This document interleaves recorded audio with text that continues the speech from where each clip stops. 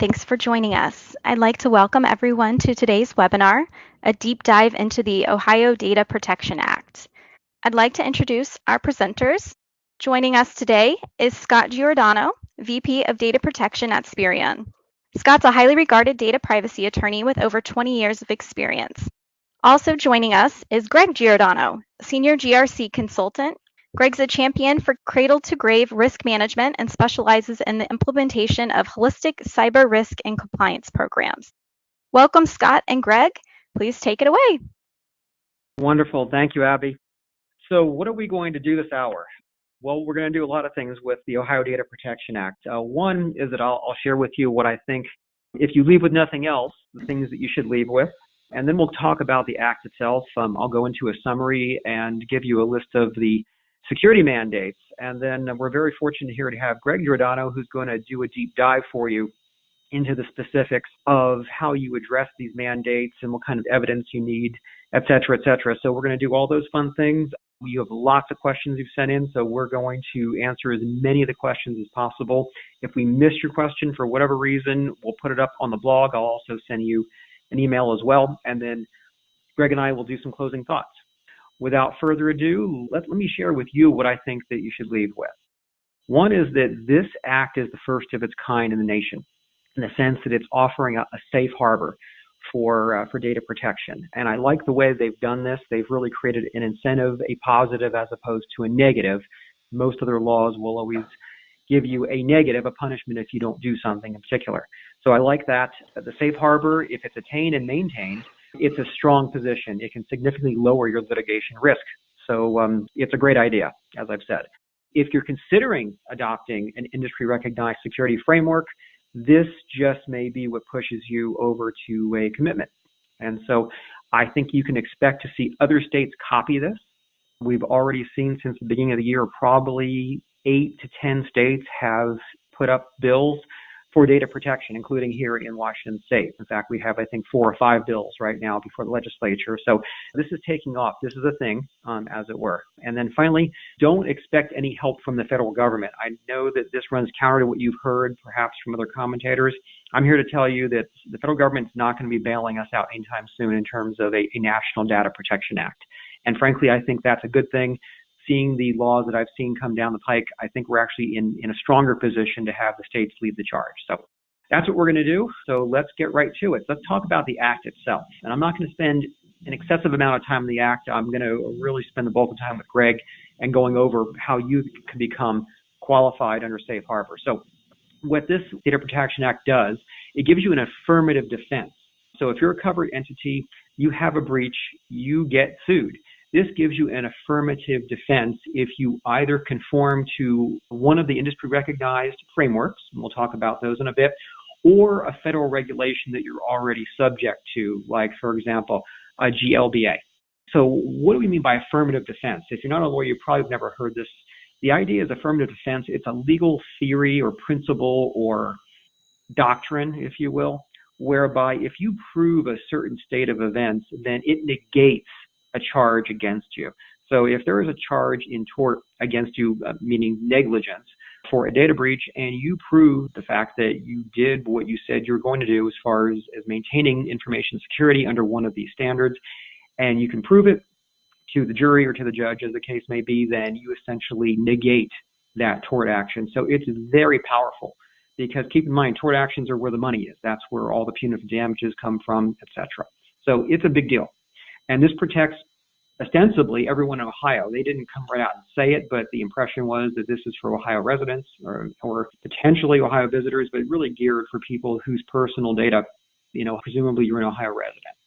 So this is unlike the GDPR, where pretty much you can be anyone from anywhere. That's the what, and that's who it protects. Let's talk about this whole idea of who is a covered entity. This is basically any business that processes personal data or what they call restricted information, which we'll talk about in a bit. And it can be systems that are either in Ohio or outside of Ohio, meaning that this could be systems that are potentially in a cloud system, for example, on a server somewhere in the middle of nowhere. And that still counts because you're really trying to protect the personal data of Ohio persons. So it applies to businesses. applies to state institutions of higher education. This is a recent addition. I believe this happened the last couple of weeks. The state added institutions to encourage them to do this, which is great. Nonprofits are also included, and then what's called chartered financial institutions. So if you're a bank and you receive a charter from the state to operate, then you're covered by this as well, or you get the benefit of it as well, which is great. That's to whom this applies. Let's talk about actually reaching the safe harbor. 4 steps to reach the safe harbor. So first up, you have to create, you being the entity, okay, the business, the nonprofit, etc. You've got to create a written cybersecurity program. It has to incorporate physical, technical, administrative safeguards. Nothing new there. That's InfoSec 101. And it's for the protection of personal information, and it reasonably conforms to an industry-recognized cybersecurity framework. That's a mouthful.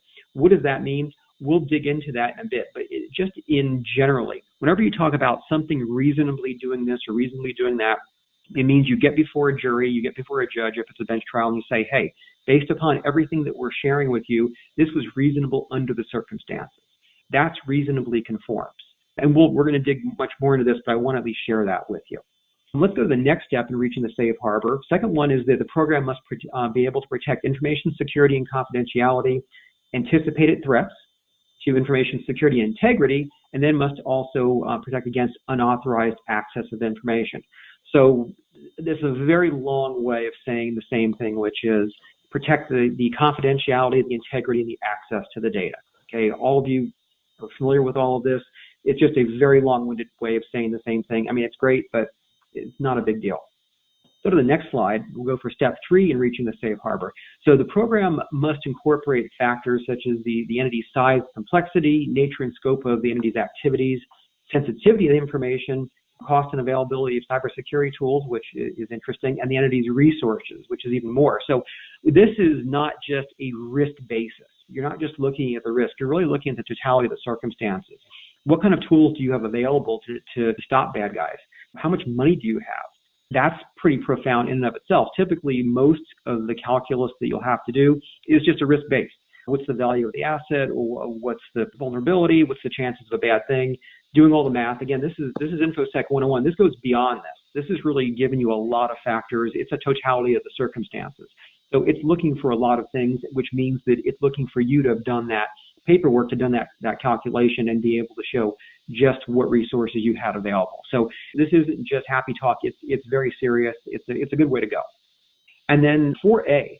So if you are an entity that's regulated by the feds or by the Ohio State, and say it's under HIPAA, high-tech, GLBA, et cetera, any of these that are listed here, and your cybersecurity program conforms to it, okay, then the entity, that's you, would obtain the benefit of the act, of what we call the safe harbor here. So reasonably conform or conforming to it, we'll talk about that in a bit about what we mean exactly, but the net of it is, again, that you have to demonstrate to a judge or to a jury, you're going to show all the evidence of all the efforts you went through. It's no different than any other situation where you're trying to prove that you did what was reasonable under the circumstances. If we go to 4B, talk about other entities. So say that you're not regulated under HIPAA, high-tech, or any of these, you're just a quote-unquote regular organization. Well, you have these cybersecurity framework to choose from, and undoubtedly you're all familiar with these. The NIST cybersecurity framework, the NIST SP series, FedRAMP, all these fun things. I won't go through all these, but you can see that these are all things you have to choose from, which is great because they all have their pluses and minuses. So if, again, you are reasonably conforming to these, any one of these, and you can demonstrate that in court, then you've gotten a affirmative defense. Abby, I'm going to stop there before we go to personal and restricted information. Actually, before we even go to PCI DSS, are there any questions thus far?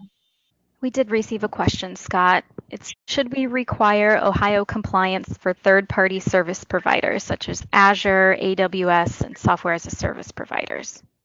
Yes, absolutely, because if you've done your job and the third party's not done their job, then it kind of defeats the purpose of this, because you've now given that personal data to them.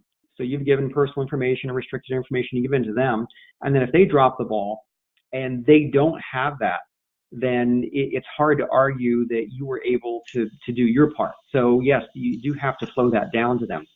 And many, if not most of these folks already are certified under many, if not all of those that we just described. So the good news is that when you go to the sites of Azure or AWS or any of these, you'll see all the list of information security certifications that they certify to. So the good news is that work's largely been done in most cases, but you would always want to check with the contract you've developed with that third party to see what they're actually stipulating to.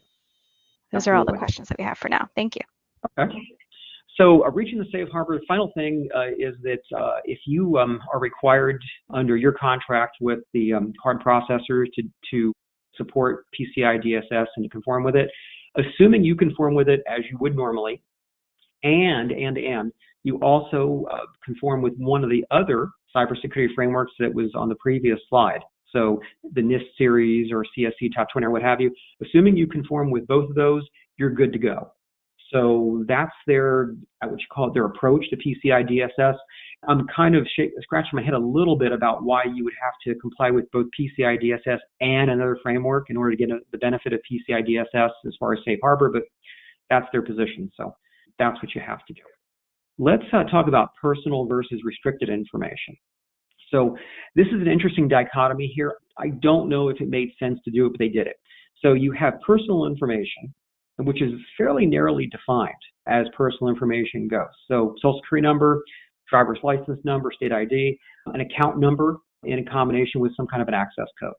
So that's quote unquote personal information. So you may say, okay, that doesn't include a lot of things, and you're right, it doesn't. But then there's restricted information, which means anything about an individual. Okay, other than personal information, which was described earlier, that could be used to distinguish or trace their identity or is linked or linkable. So I'm not sure what the value is having this dichotomy here. Now you can look at the California position, which is everything is personal data. I'm being only a little bit ridiculous here. If you read CCPA's definition of personal data, they throw in everything but the kitchen sink. So here they've taken a narrow view as to what is personal information, but then restricted information can be just about anything.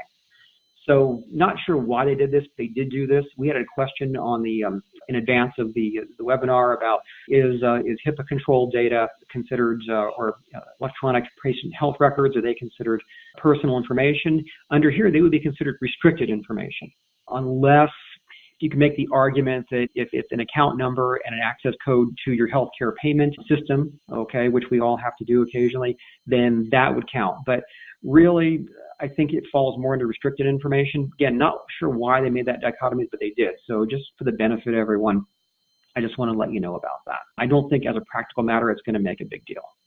If you're going to be developing a system to protect personal information, presumably you're going to make it to protect everything, not just social security numbers and driver's license numbers. Abby, before we go to a poll question, and we have one poll question, I promise you, one and one only.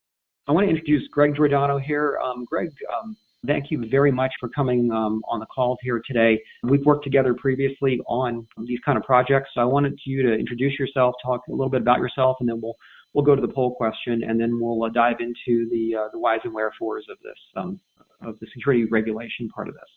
Yeah, absolutely. It's my pleasure to be here. Glad I could join the call and hopefully add some value around this regulation. I know this is, and you mentioned this, Scott, that Ohio is just one of many, and sure to be followed by many, many more regulations as people try to provide some guidance within their states around either protecting privacy of their citizens and giving guidance to the businesses that are conducting business and trying to collect data in conducting that business. And again, I agree with you. I don't think there'll be a thing on the national side. I have about 20 plus years worth of experience in private sector and the federal government in implementing very complex governance, risk, and compliance programs, dealing with cybersecurity programs, all the way from creating policies to actually writing controls for organizations. This is something that is very near and dear to my heart. And, with all of the privacy regulations coming out, if you're running a business, this is going to be what's going to save you in the long run, as this regulation is trying to spell out with providing some type of safe harbor. If you are doing what you're supposed to be doing and you do have good cyber hygiene, it is going to be a good defensible position for you. So look forward to the rest of the slides. Let's get to your poll question. Okay, so let's get to the poll question. So here's the poll question. Feel free to chime in and give us your view on whether you believe that your organization is ready to take advantage of the Act's safe harbor provision. And while you're doing that, Greg, you and I worked on NIST 800-171 projects not so long ago, was really asking organizations to self-certify that they were good with NIST 800-171, which is a fairly new control set. It happens to be one of the listed cybersecurity frameworks. I know we're going to talk really in depth about this, but just from your perspective, what was that process like, and is there a lot that we can apply from that process to what we're doing here today? There's a lot you can apply to that process if you are looking for protecting any confidential information. If you've gone through and created a cybersecurity program already, that's definitely something that would benefit. Wonderful. Let's see what kind of poll results we got here. Okay, well, so it looks like we've got about a little over half mostly agree that they're ready to take advantage of it. And then we have probably about 25% that aren't quite certain that they'll be able to do that, and then 20% that don't know. So, and frankly, I expected that to be the largest of all of these. So I'm a bit surprised. What did you think? Yeah, I mean, this is good news. Let's get on with it, and then it'd be interesting to take that poll question again at the end after we kind of go through what's required to have implemented to have a defensible position. Okay. Well, let's talk about what the regulation doesn't tell you, and why don't you share your experience in having done this for so long, so we can get an idea of what it's going to take to get there from here to the safe harbor. Absolutely. So the regulation doesn't really distinguish between the cybersecurity program and then the frameworks that they list out in the regulation here. It's critical that you understand the difference. So a cybersecurity program is what the organization does culturally and operationally to manage risk within the organization. So that starts at the top and kind of gets filtered down through. It's built into the ethos of the organization. You have training around, what you're supposed to be doing. You're doing it, you're implementing it. Your systems are designed a particular way to provide the appropriate security in protecting that data. You are constantly analyzing and evaluating your systems, and then collecting that data, reporting it, and then making changes into it. So that's the overall program. It's an entire structure of your business of how you address and manage risk. The framework is the measuring points of your program and of the operation of your IT systems that you're going to constantly measure to evaluate, is your program being effective?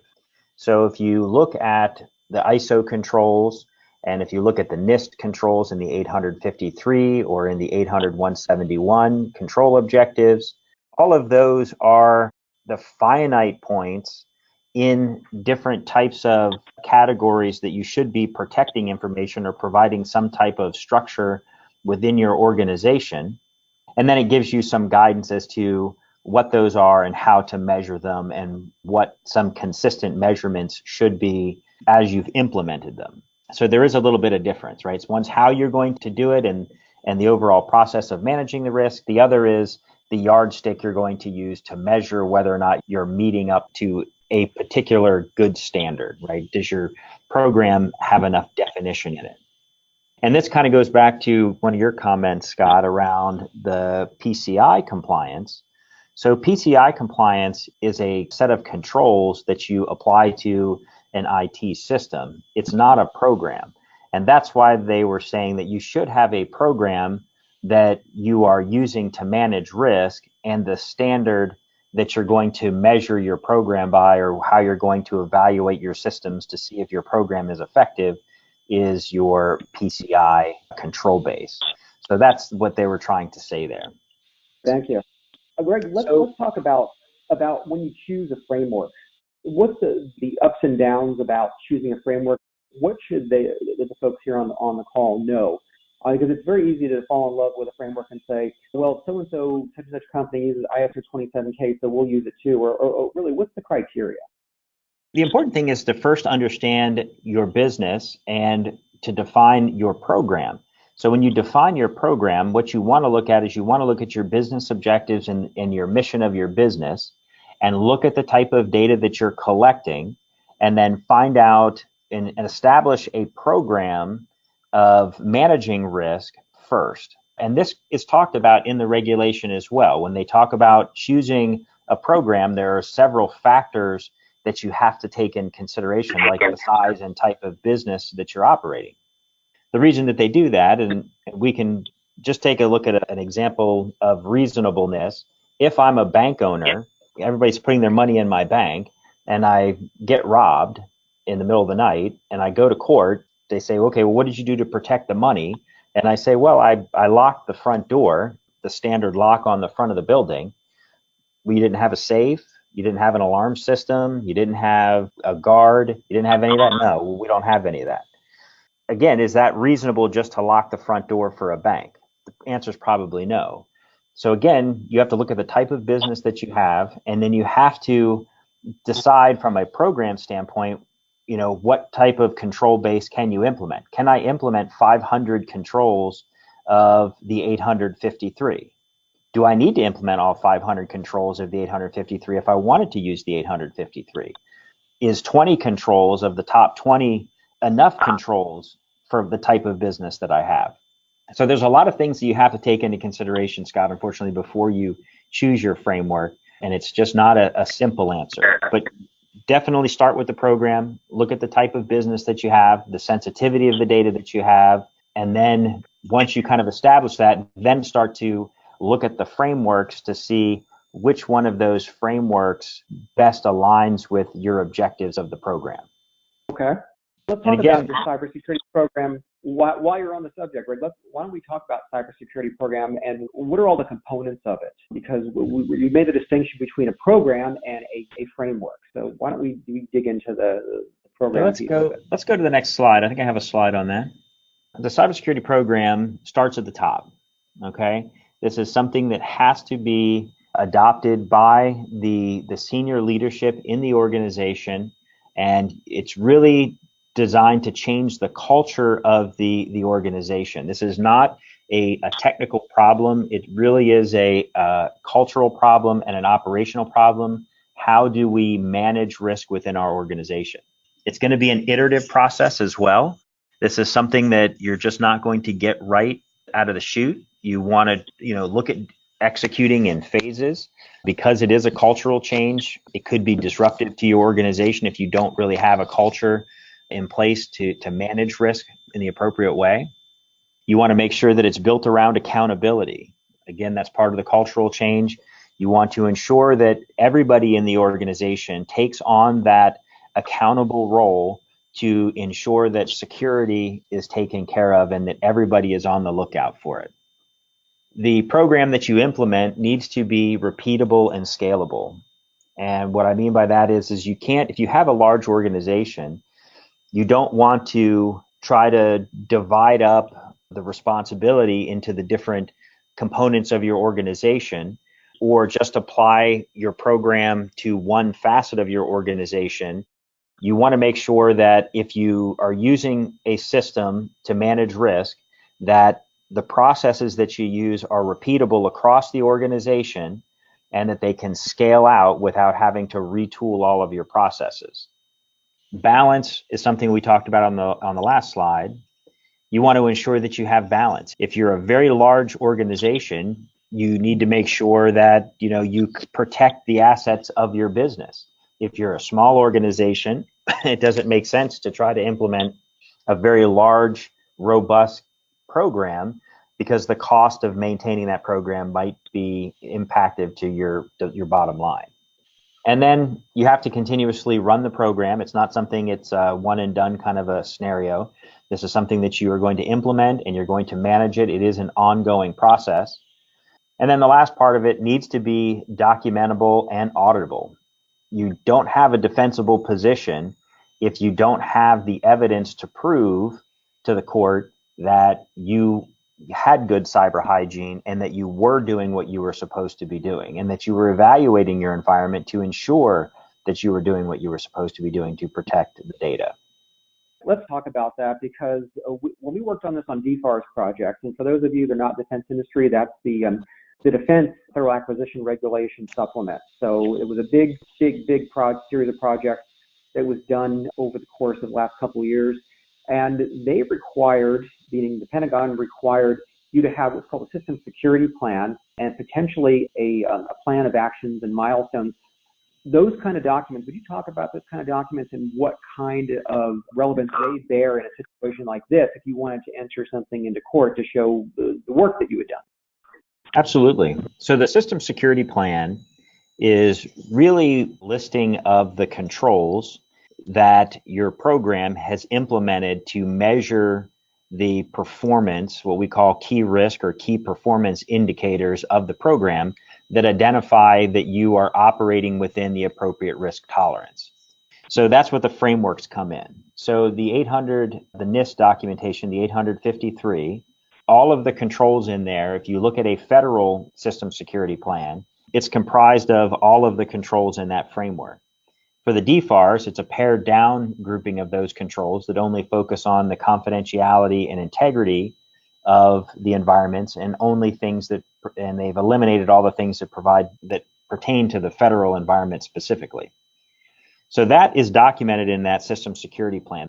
That is what you are saying to any customer, this is what we're going to do to protect your data. Then there's additional documentation when you review each of those controls on a consistent basis. You'll collect artifacts that show your compliance with those controls in the security plan.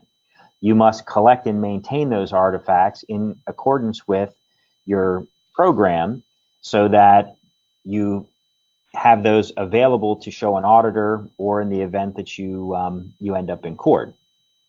The other component is, you mentioned, Scott, was the plan of action and milestone, which is nothing more than if you detect a deficiency in one of your controls, that deficiency is documented and that you establish a plan to remediate that finding or that deficiency in your program. So that's the plan of action and milestones. And you have to have some definition around that as well. Does that answer your question? Let me ask you this as well, because this is a very common question that I get, and I think it pertains in large measure to this, is that a lot of folks are going to say, well, wait a minute, that is great. Everything you just said is great, but the framework that I like doesn't have an audit standard. I mean, and you think about it, for NIST 171, didn't have an audit standard until well into the time that was left to actually certify against it. So people were basically on their own. If you have a favorite framework for whatever reason and you want to use it, but there's no audit standard, what can you do? So each of the frameworks, even the 800-171, had an associated audit standard to it. You'll have to build your own audit standard. That's part of your program that you implement. So when you establish your controls, and again, you could be a small organization that wants to follow the NIST standard, but not all of the controls in the 853 apply to you, much like in the 800-171, not all of the 853 controls map up to the control objectives into the 800-171. You can select the controls that you want to put into your program, and if your organization, if your legal team feels as though what you have established as your control base is acceptable, then that's your structure. And then you build your audit standard around that. By audit standard, it's an internal audit standard, and you would consistently use that standard to evaluate your systems that you're applying those controls to. And we can take an example of passwords, right? Real simple. So if your audit standard, if you have a control that says your systems have to have a password of 12 characters, then your standard is 12 characters. So your audit standard becomes 12 characters. So you just create an audit standard that says you have to check the access control of this information system and ensure that it's a 12 character or more password. So suppose someone challenges that and says, you know what, I think 12 is insufficient, or I think, whatever it is, insufficient. I mean, how do you come back and say that, look, we're not trying to make this impervious We're trying to do what's reasonable in the circumstances. I mean, how do you address those questions? Because I'm sure people have their favorite controls and they say, oh, my controller is better than yours and what have you. How do you deal with that kind of provincialism that I'm sure you must run into? Yeah, I mean, we run into that, and that's a lot of debate, right? So there are some organizations, particularly in the federal government and highly regulated industries, where the guesswork has been taken out, and the government or that regulatory body in the like a banking industry, they may dictate something like the length of the password that's required. But like you're saying, most of them don't. Your ISOs don't really dictate, and there is nothing. So it's really up to the organization to make a defensible argument that the standard that or the control that they're applying, the parameters within the control, like a password length that they're applying, is, in their opinion, a strong enough implementation to meet what their market suffices. And it's part of what you do in your program. It's part of your documentation. You want to get really into the weeds, you would go back and look at the type of data that you have, the type of risks that are associated with that type of data, the type of attacks on that data, where you're most likely to be breached or attacked, what you're doing to mitigate it. You'd have industry documentation supporting what you're doing against that and why you're justifying your position as to why you've set your parameters at that length. And then that's your defensible position. Got it. What else does the regulation not tell you, and with respect to framework? Yeah, this is really still talking about the structure of your program itself. So before we get into the frameworks, again, you want to make sure that your C-level is the champion of your program. It's very difficult to implement a cybersecurity program if you're at the very bottom. You're some lowly level IT guy screaming up the ladder saying, "Hey, we've got risk down here," right? So it's got to be championed by the leadership. You want to build a team that really does represent the organization. You want to ensure that you have your legal team involved in this because of what we were just talking about. Is 12 characters of the a 12 character password strong enough? Is it a strong defensible position for the type of data that we collect? Is this where we are going to draw the line in the sand as 12 characters was enough? We have 12 characters with multi-factor. That's more than enough, right? You want to have your product teams involved. You want to have your IT involved. Ultimately, that's going to be impacting your operation teams and your IT teams, these policies and procedures that you're going to put into place as part of your program. And then there are the ones that are going to be audited against those control frameworks that you're going to implement. So everybody has to work together to come up with the right balance within the organization so that you can establish a strong program that's actually implementable. Okay.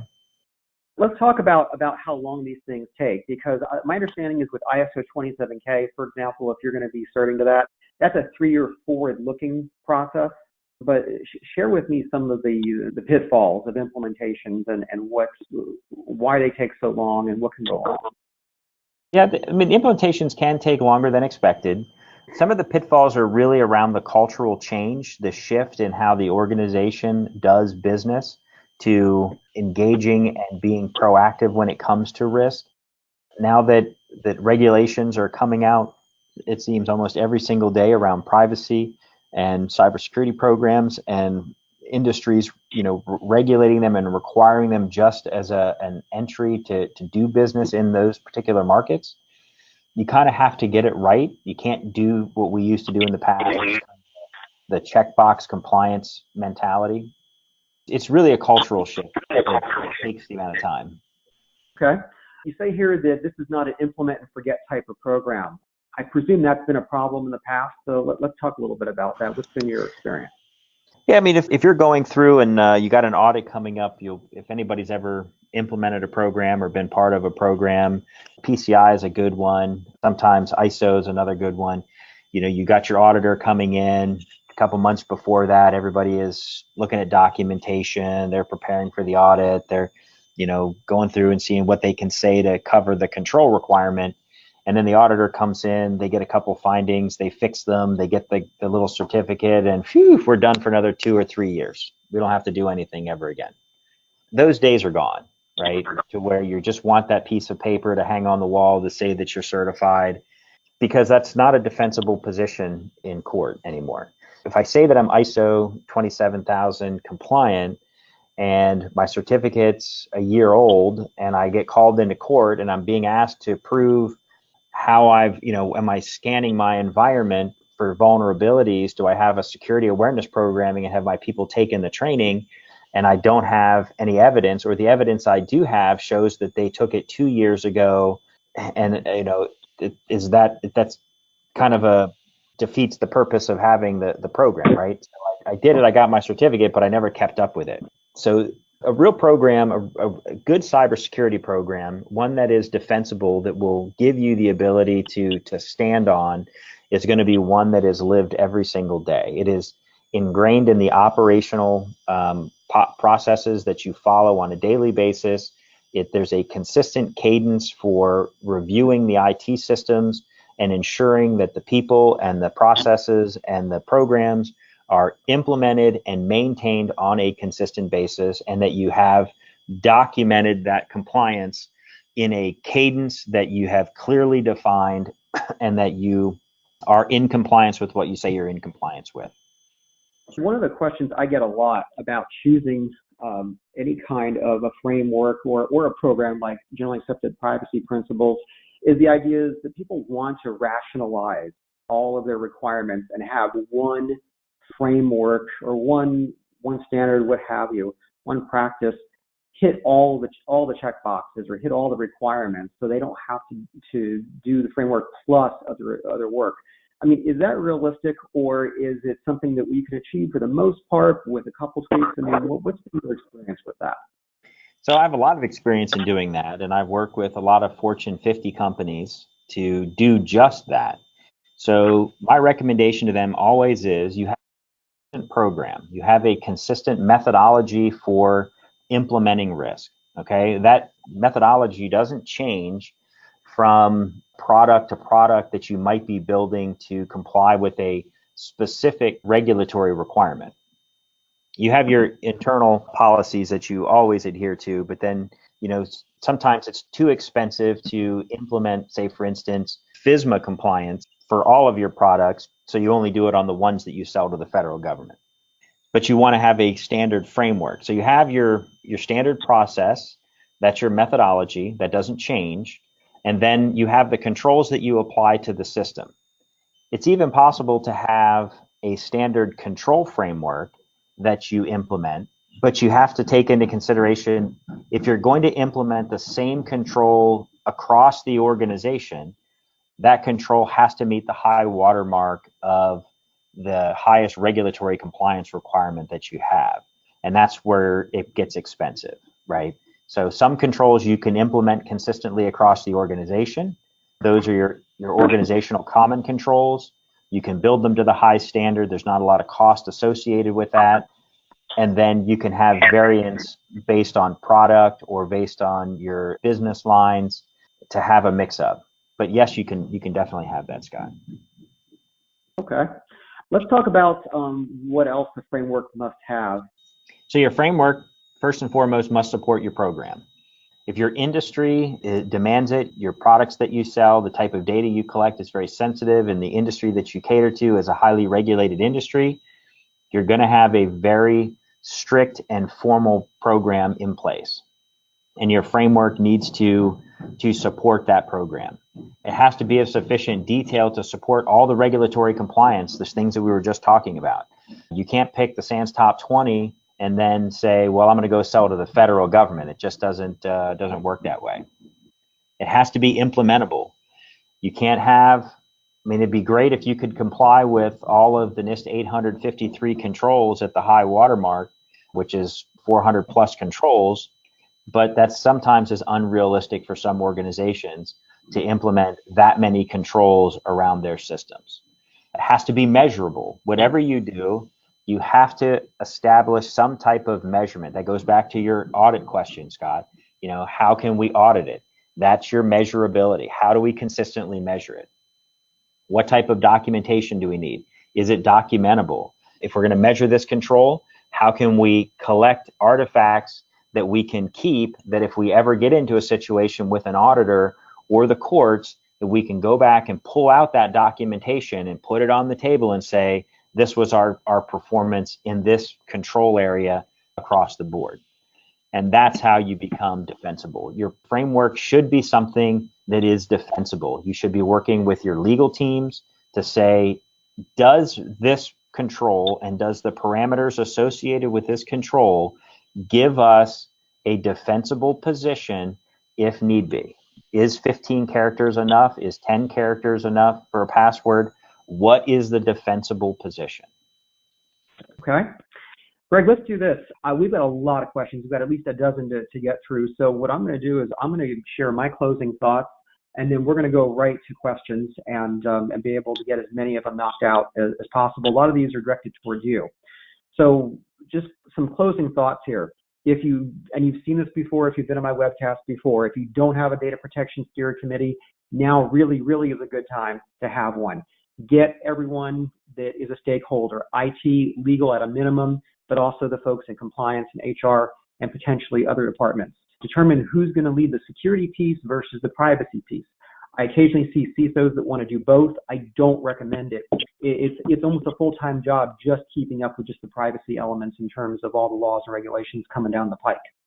If we go to the next slide, determine what you want to accomplish. One of the things when I practiced law was, as a private attorney, was to say to clients, what does success look like? And I would ask yourselves the same thing. What does success look like at the end of the day? If it's just compliance with this act, I mean, that's great, but I think that your compliance efforts can do a lot more for you.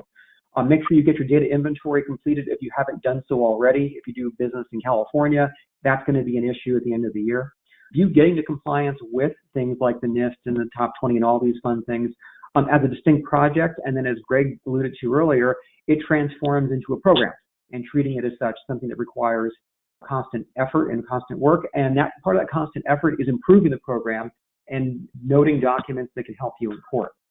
So those are my closing thoughts. I know we've got lots of questions, and I want to make sure there's plenty of time. So let me just start zipping through these, and then I think the next slide, Greg, is all your questions.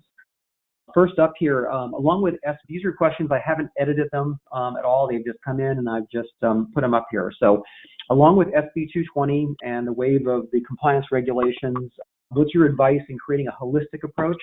Greg, this is that question I think I asked earlier about how do you rationalize all these requirements into one approach? And it seems like your position is that you pick a framework that you think is going to work for you, and then look at the deltas or things that just aren't there and add those on top of it. Is that a safe way to summarize what you just said? Yep, absolutely. I mean, my recommendation a lot of times is to use NIST 853 controls. You select the controls that pertain to your business. You start cross-referencing all of the other regulations that you have to comply with to those NIST controls. You tweak them where you need to tweak them. You establish your control base. If anybody asks, you show the control you comply with and why you say it complies with this other regulation. Okay, excellent. The next question talks about distinguishing between personal information and then other types, which I talked about earlier, so I'll just summarize that. Yes, personal information is defined very narrowly, but restricted information is just about anything that can identify you. So it's a distinction without a difference. So if true, would it include healthcare? Absolutely, no question about it. Scott, is there anything like this brewing in Oregon? No, there's not, although Oregon does have some interesting bills in process, but nothing like this.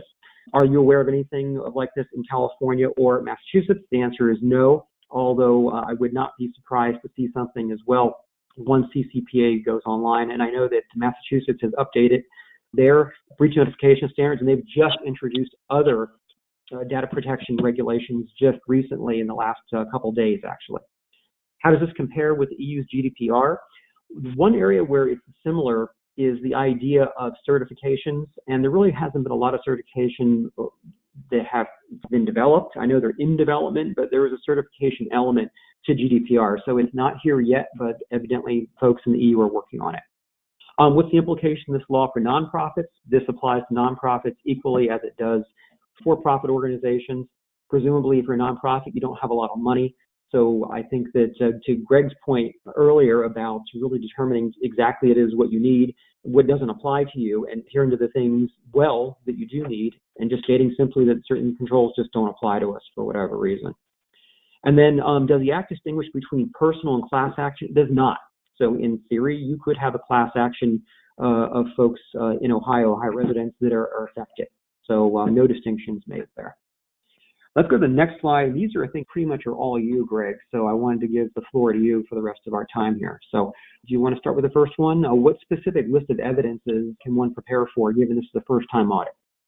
Yeah, so the list of evidence, again, is going to depend on the controls that you are applying to your system. So based on your program, you select your controls, your framework, and then depending on the control itself, you'll collect different types of evidence. Some evidence might be around security awareness training that you give to your people, and saying a list of all of your employees, and then a little certificate saying the date that they took it, to a monthly vulnerability scan to your equipment that is supporting your software. So the evidence just depends on the controls that you have implemented. Wonderful. Entities that have third-party agreements, and again, I think this came up a little bit earlier, and so they're offering an ISO 27 cert. Let's assume that the cert covers the systems that are in question, okay? So we don't, we have a statement of applicability, it covers all those things. Assuming that's the case, should you have a good comfort level when processing personal identifiable information with this third party based upon on the strength of that? You're asking the wrong guy about certifications, right? So certifications are great to have.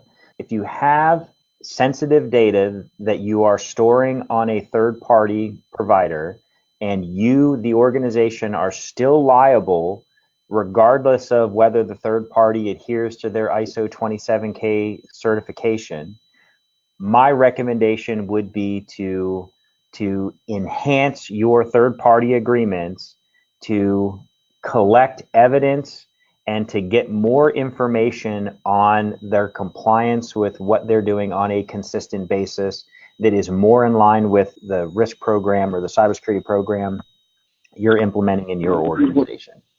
So what you're saying is just that an ISO 27K cert, in your view, is not enough. You'd like to actually have them show their work. Again, it depends on the sensitivity of the data that I'm entrusting to them and my liability that I still have in doing that. If I can push the liability off onto them, it may not be worth the cost to do it. But if I'm still liable, regardless, because it's my subcontractor, if I'm still liable and my data is highly sensitive and it could damage my business, yes, absolutely, I'm going to want to include that supply chain management aspects into my cybersecurity program. And I'm going to require consistent artifacts that support my program.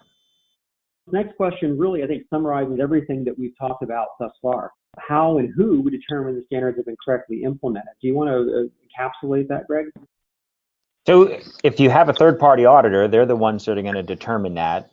This regulation does not require a third-party audit. If your organization is sufficient size and the risk is high enough, it may benefit the organization to contract a third-party auditor to come in as a defensible position that, hey, we got a third party to audit the standard and show us what we, just as a sanity check. If it's a highly regulated industry, the federal government or banking, then you're going to need to use an accredited auditor to determine whether or not you comply with the standard. Okay, got it. And the last question here, and I think we may have covered this, is would you consider the NIST standards as an option as well? I think that, and stop me if I'm wrong, Greg, that they've already cited the cybersecurity framework, and it's cited 53A and 800 171, and presumably 800 171A, since you want to use the audit standard. But is there anything else that even though it's not cited, you would ask people to consider? Because NIST puts out a lot of really good material. I love NIST. I mean, the documentation is free, it's consistent, it's maintained on a regular basis, it's well thought out. Generally, it maps to other standards. I think NIST is a really good place to start. Just keep in mind that the cybersecurity framework is just that. It's a framework. It doesn't give you specific controls. It just gives you buckets to consider when implementing a program. The NIST 800 171 are really control objectives. It's a little bit more detailed than the cybersecurity framework in that it gives you some objectives to it. The real heavy lift with the NIST documentation, where you're going to use as a framework, is going to be the 853. So that is going to be your control base that you're looking at. That's what you're going to map to PCI controls. That's what you're going to map to the ISO controls. That's the heavy lift with NIST. Wonderful. Okay. So are there any questions that we can answer before we wrap up here? Yes, Scott, we've received several questions. So just to reiterate some of the housekeeping items we covered at the beginning of the presentation, thank you for submitting your questions. Sorry if we're not able to get to them live on the air today, but we will follow up by email. Some of the questions, Scott, how will this safe harbor work in the context of an interstate lawsuit? For example, the entity is located outside of Ohio, but processes the data of data subjects in Ohio. It's interesting because the problem is that say that they're a California corporation and are sued in California, can they then use this to shield them? I'm dubious because presumably you want to be able to use it in court in Ohio, not in court in California. So it is potentially going to have a lot of limitations outside of the four walls of Ohio in terms of multi-state litigation. So I think really litigation being conducted there, you're likely going to be able to use it. If you're trying to use it outside of the state in a multi-district litigation, I don't know how applicable it's going to be. It also begs the question of how does this work with federalism and federal lawsuits. The short answer is I don't know. I think it's to be determined. Other questions? Okay, so how would the Ohio Act protect its residents in the Equifax breach?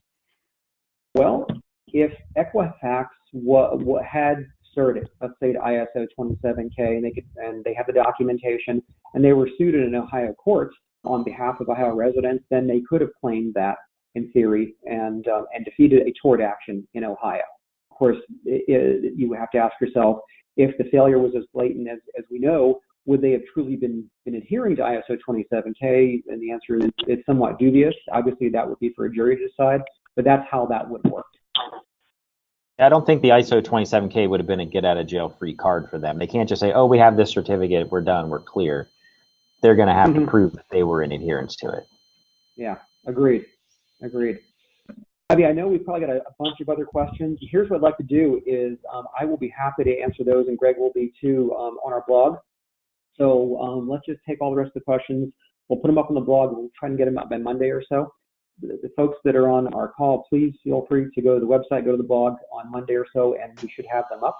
And then you have Greg and my email address on there. So if you have questions, feel free to reach out to us. By the way, Greg and I are not related. I know we get that question all the time, at least not closely related.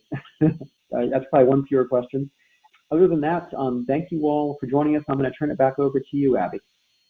Excellent. Thank you, Scott. Thank you all again for joining us today. A copy of the PowerPoint presentation and a link to the webinar recording, again, will be provided in the coming days. Huge thank you to Scott and Greg for an awesome presentation. Thank you so much. We hope to see everyone at future webinars. Thanks again, and everybody have a great day.